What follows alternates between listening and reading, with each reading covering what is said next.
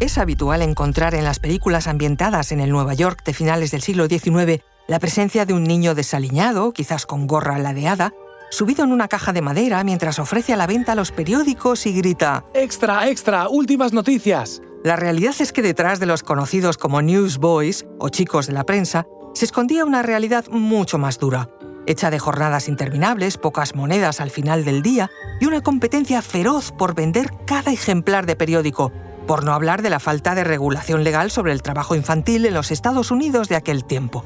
Sin embargo, en el verano de 1899, cientos de esos jóvenes repartidores se plantaron en las calles y decidieron que no iban a vender ni un periódico más.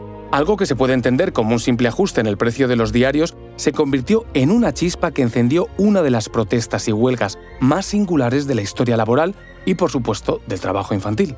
Os contamos mucho más a continuación.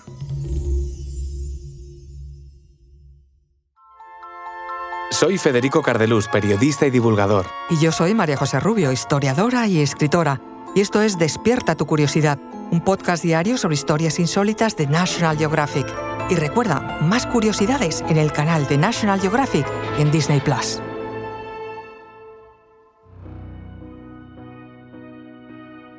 En la última década del siglo XIX, la distribución de periódicos en ciudades como Nueva York dependía en gran medida de niños y adolescentes.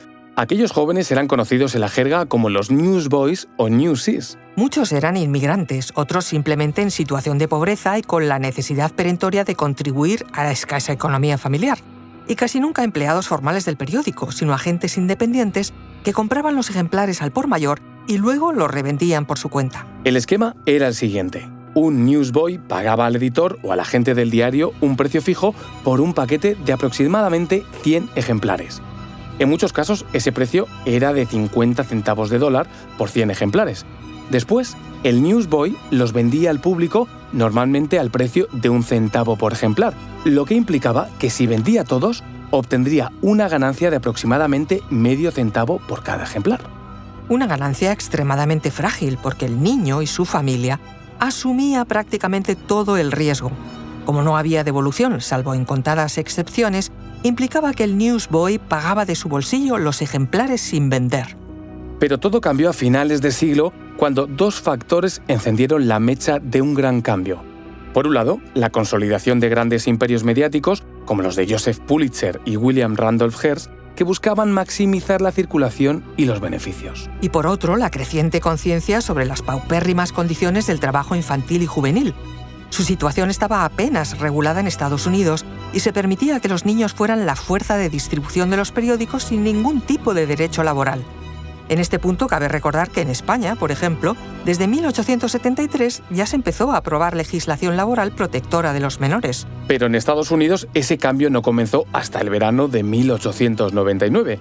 Y es que durante la Guerra Hispano-Estadounidense del año anterior, en 1898, la venta de periódicos alcanzó cifras desorbitadas. La población, sedienta de noticias desde el frente, compraba cada edición con avidez y los grandes magnates de la prensa aprovecharon aquella fiebre informativa para subir el precio de los paquetes de periódicos que compraban los muchachos. En aquel momento nadie se quejó demasiado, ya que la demanda era alta y los newsboys lograban vender casi todo lo que compraban.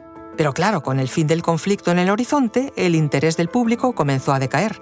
Las ventas bajaron, los editores mantuvieron la subida y, por tanto, el margen de ganancia disminuyó drásticamente. Para un adulto quizá hubiera sido un problema menor, pero para un niño que vivía al día, la diferencia entre vender 100 o 60 periódicos significaba comer o no hacerlo. El descontento empezó de forma dispersa, pero poco a poco fue en aumento. Según crónicas de la época, el 18 de julio de 1899, un grupo de chicos volcó un carro cargado de ejemplares del Evening Journal, en lo que se considera el primer acto visible de esta huelga que sería histórica. Eso, que puede ser considerado una simple trifulca callejera, se convirtió en cuestión de horas en una revuelta organizada. Las esquinas más transitadas del Bajo Manhattan, desde el City Hall Park hasta el puente de Brooklyn, se llenaron de grupos de muchachos decididos a no vender ni un ejemplar más de aquellos periódicos hasta que los precios bajaran. Durante los días siguientes, los newsboys cortaron calles, levantaron barricadas con carros de reparto y organizaron piquetes en las imprentas.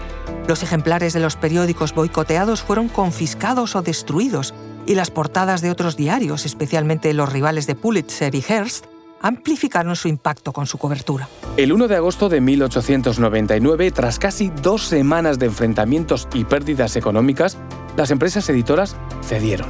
No redujeron el precio de los paquetes, pero aceptaron recomprar los ejemplares no vendidos. Ese gesto, aparentemente menor, era un reconocimiento tácito de las demandas de los newsboys y una victoria simbólica para ellos. Durante las décadas siguientes, cuando comenzaron a consolidarse las primeras leyes de protección del menor y las campañas contra la explotación infantil en Estados Unidos, aquel episodio de 1899 apareció como una historia fundacional, también un antecedente espontáneo de la conciencia laboral infantil para el mundo occidental. La industria de la prensa también cambió, aunque de manera menos directa. Los viejos newsboys de esquina fueron reemplazados poco a poco por kioscos fijos, rutas de reparto y más tarde por la venta por suscripción. El romanticismo del niño gritando ¡extra, extra! Se convirtió en símbolo de otra época, al tiempo que su figura fue reinterpretada por el cine, el teatro y la literatura. Y quizá por eso seguimos recordándolos, no porque fueran héroes ni mártires, sino porque se atrevieron a levantar la voz en un momento en que nadie esperaba que lo hicieran. Lo que empezó como una pequeña protesta se transformó en una revolución, un recordatorio de que incluso los eslabones más débiles de la cadena pueden hacerla temblar. Recuerda que Despierta tu Curiosidad es un podcast diario sobre historias insólitas de National Geographic. Disfruta de más curiosidades en el canal de National Geographic y en Disney+. Y no olvides compartir el podcast si has disfrutado con nuestras historias.